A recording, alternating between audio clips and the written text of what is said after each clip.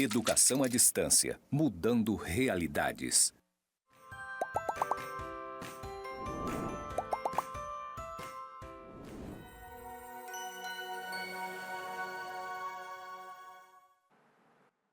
Olá, eu sou Thaís Feitosa e essa é a disciplina de Metodologia e Estratégias do Ensino em Atividades Recreativas. E eu vou começar a minha audiodescrição.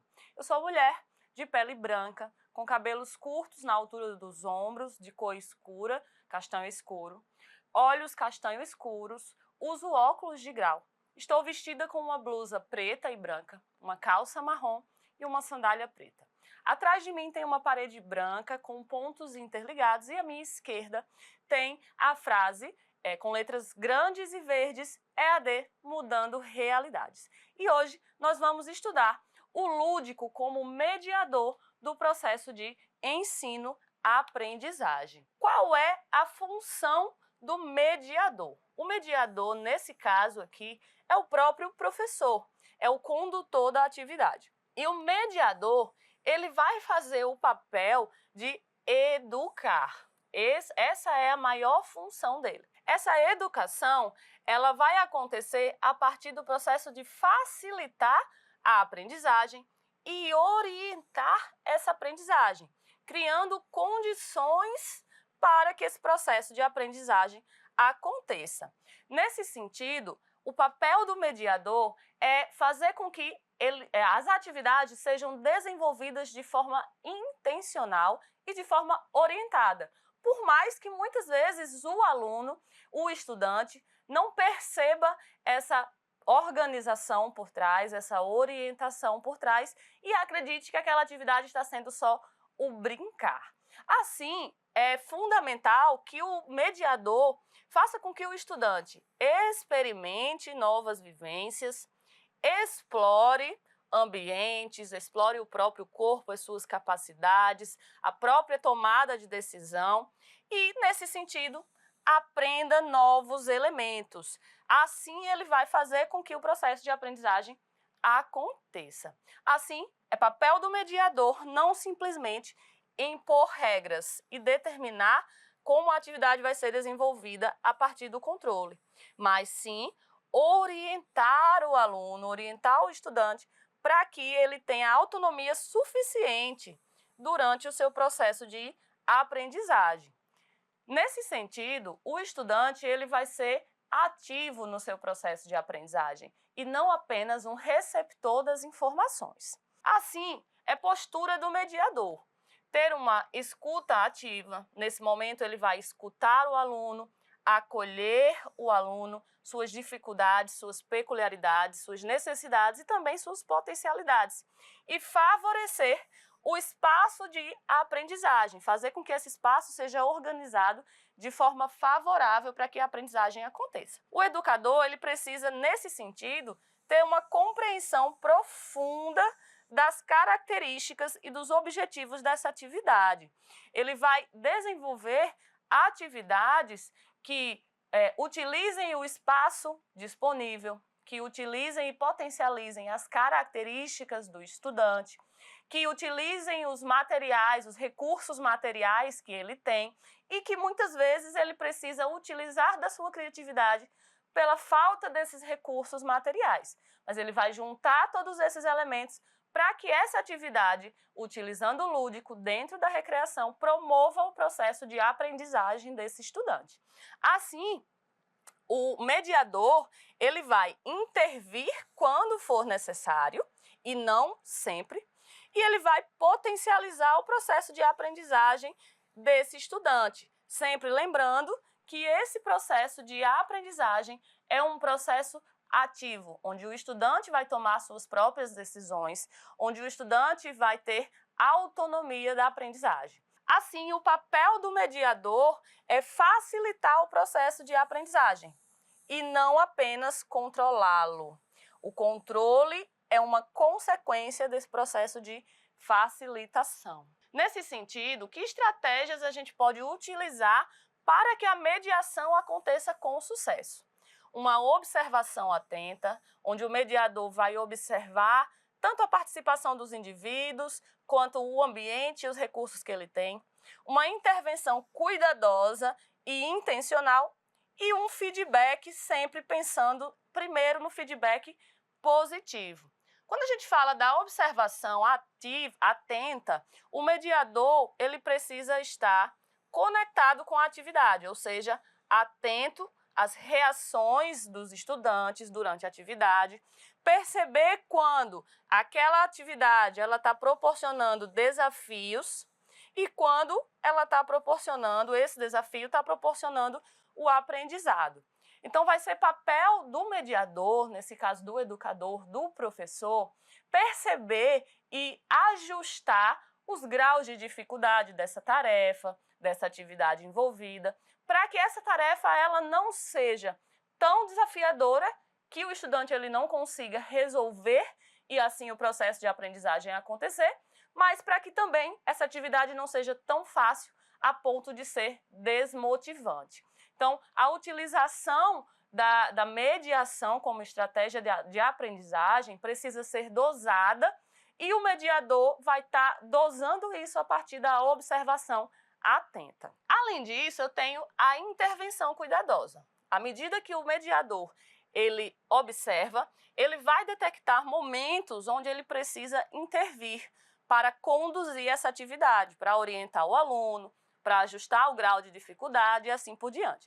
Então, o educador, que é, nesse caso, o mediador, ele vai intervir sempre de forma muito sutil para que o estudante, para que o aluno perceba, sim, a sua intervenção, mas não se sinta prejudicado ou não se sinta acuado na sua participação. Esse direcionamento, essa intervenção, ela vai acontecer para que o estudante, o aluno, perceba onde ele pode melhorar suas ações, mas sempre sem prejudicar a liberdade desse estudante em explorar as suas potencialidades, a sua criatividade, o espaço, os elementos da atividade. Isso pode ser feito através, por exemplo, de perguntas, de sugestões ou ajustes na dinâmica da atividade. Então, quando o educador ele observa, por exemplo, que os alunos eles estão com alguma dificuldade na resolução de um problema que está fazendo parte daquela atividade, ele pode perguntar para os alunos e os alunos vão, por exemplo, sugerir mudanças, alterações, melhorias naquela atividade. Isso é uma forma de intervir, sempre garantindo a escuta atenta desse mediador para ele entender os elementos que estão dificultando ou facilitando a participação desse estudante na atividade, certo? Assim, existe ainda o feedback positivo. Então, o mediador ele vai fazer o papel de dar esse feedback para o estudante, fazer com que o estudante perceba onde ele está aprendendo mais, que dificuldades ele apresenta, onde ele pode melhorar. Mas o feedback ele tem que ser voltado para valorizar o esforço do estudante e não para prejudicar a participação dele. Muitas vezes é necessário que esse esforço seja reconhecido e, a partir daí, existam necessidades de reflexão por parte desse estudante para perceber o que ele aprendeu e como esse processo de aprendizagem aconteceu.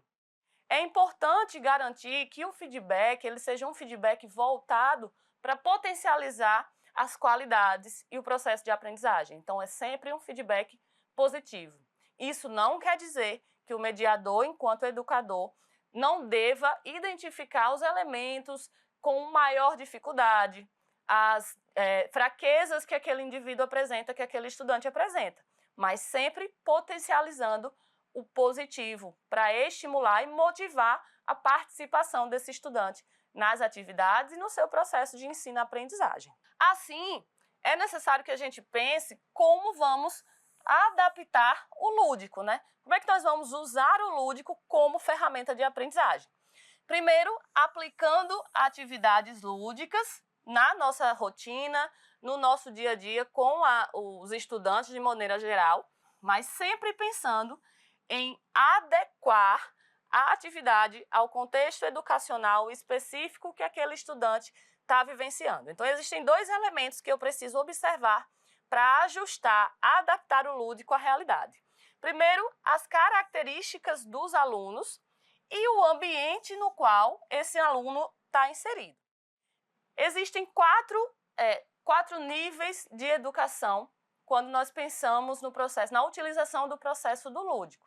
A educação infantil, o ensino fundamental, o ensino médio, o ensino superior, que pode ser conhecido como ensino técnico, o ensino voltado para a profissionalização. Então, cada etapa desse processo de desenvolvimento do indivíduo vai apresentar, na verdade, características e peculiaridades que o mediador vai precisar observar na hora de formatar uma atividade, incluindo o lúdico, na hora de adaptar o lúdico para essa realidade. Então, a gente vai entender agora como, em cada etapa de ensino, eu posso utilizar o lúdico como ferramenta de aprendizagem.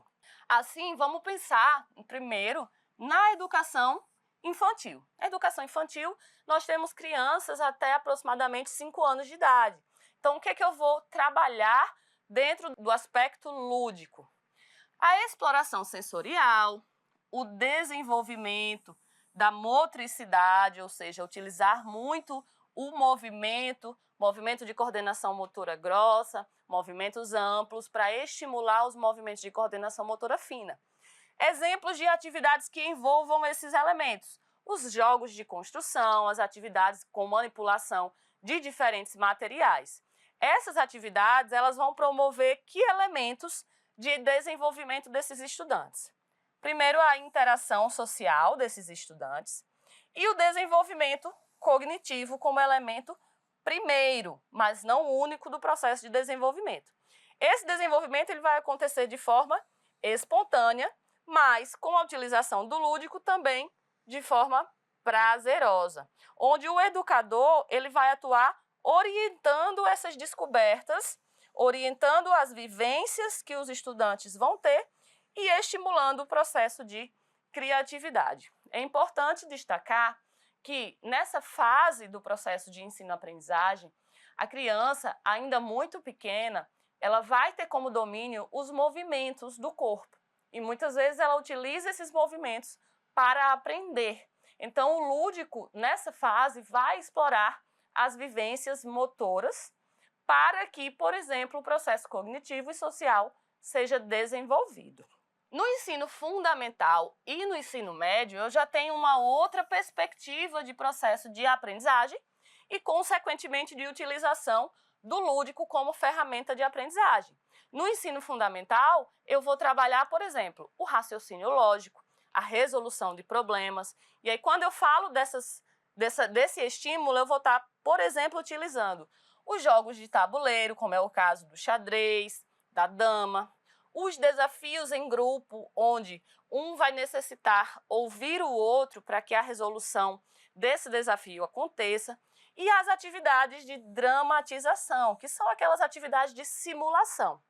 Quando nós falamos do ensino médio, nós falamos de outros elementos que podem ser trabalhados. Então, no ensino médio, eu já tenho a vivência de conteúdos mais complexos.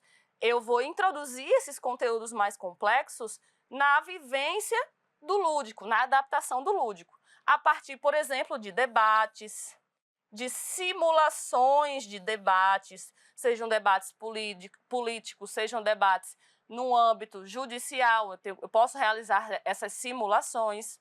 Jogos de pergunta e resposta são elementos que podem ser trabalhados e que vão estimular o pensamento crítico. O pensamento crítico que é um elemento fundamental nessa fase do processo de aprendizagem, onde o indivíduo, o adolescente, ele vai estar no ensino médio, ele vai estar, por exemplo, escolhendo a sua profissão para se desenvolver, para fazer um curso superior. Então, ele precisa desse elemento crítico bem desenvolvido. E por que não utilizar o lúdico como estratégia para desenvolver essa característica?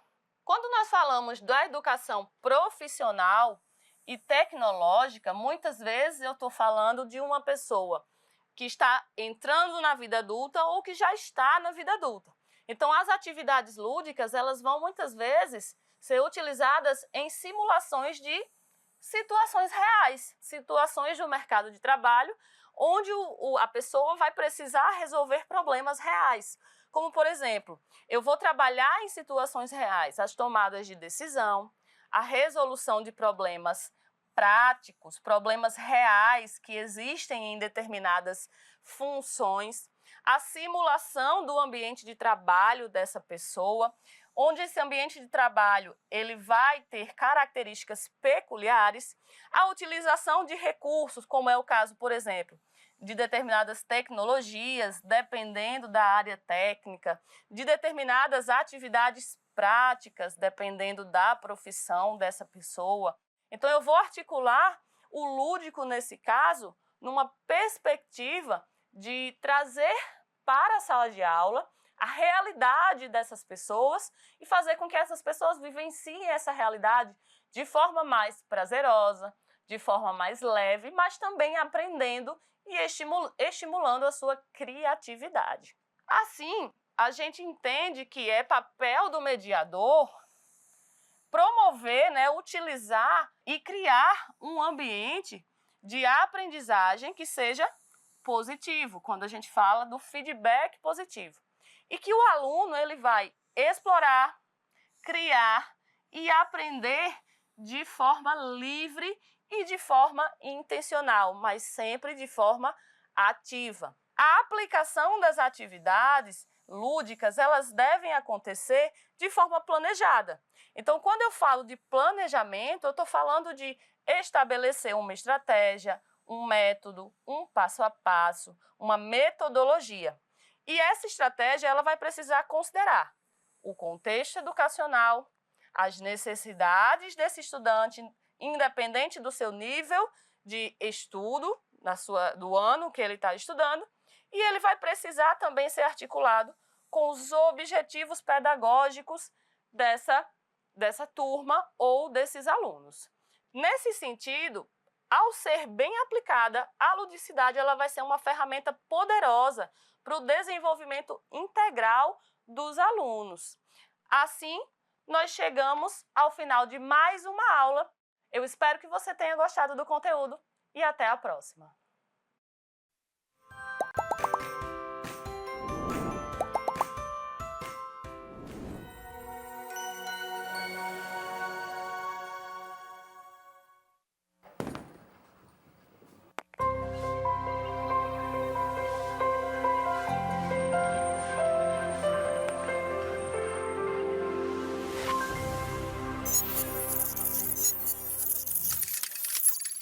Educação à distância, mudando realidades.